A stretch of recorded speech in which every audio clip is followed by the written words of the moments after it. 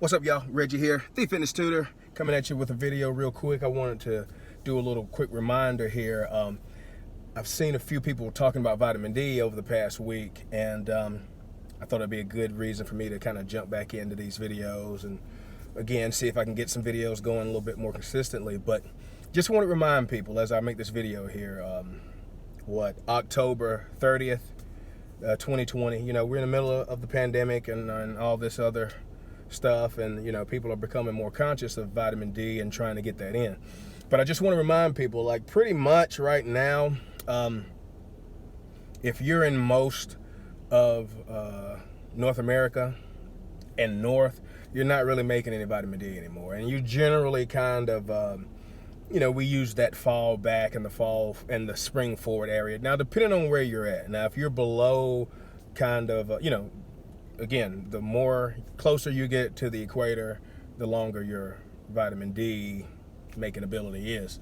So, but yeah, roughly around mid-October to, you know, November, you're not really making any vitamin D again until March, April, depending on, again, where you're at. So in South Carolina and North Carolina, you have that 37th parallel. 37th parallel runs, you know, it's a latitudinal, is that the word? A latitude marker, right? So it goes from basically the top of North Carolina, if you did this arc, right, to the top of that handle of Texas, on out, and basically kind of splits into the middle of California. You can look this up, right? So that is one of the I was going to say line of demarcation, but it's one of those lines that we use to differentiate between different significances of sunlight intensity. So once you go below that, you have more intense sunlight throughout most of the year, and you have a longer ability to make vitamin D because you're closer to the, you know, to the equator, et cetera, et cetera.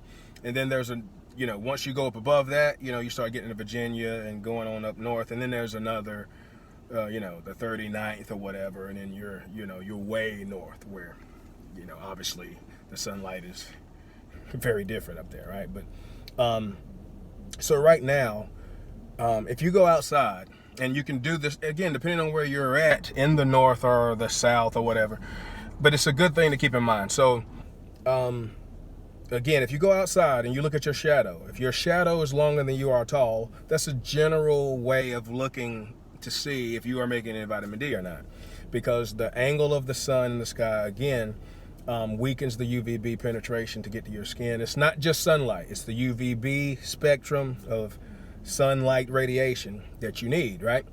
So, and again, depending on the time of year, the angle of the sun, that includes the time of day, right? So if it's the middle of summer, you go outside early in the morning, you go outside late in the evening, you're not really making any vitamin D, even though you can make it later on, and especially in the middle of the day. You know, again, this does not mean that you shouldn't go outside. This does not mean that there aren't a plethora of other benefits to be had from, you know, sunlight exposure, et cetera, et cetera. But just when it comes to vitamin D, you need to keep these things in mind. And again, if you're behind a window, UVB in general doesn't make it through glass. So if you spend all day in a sunny office, you're getting other benefits of sunlight. But when it comes to your skin and protecting your skin, and also things related to vitamin D production, you're not really making any vitamin D. So you need to keep that in mind.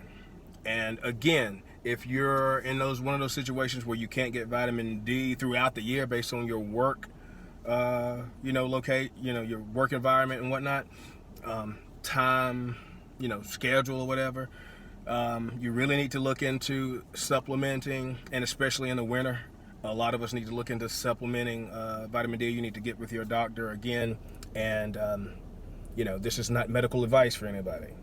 So you need to get with your doctor and see if you need to supplement vitamin D.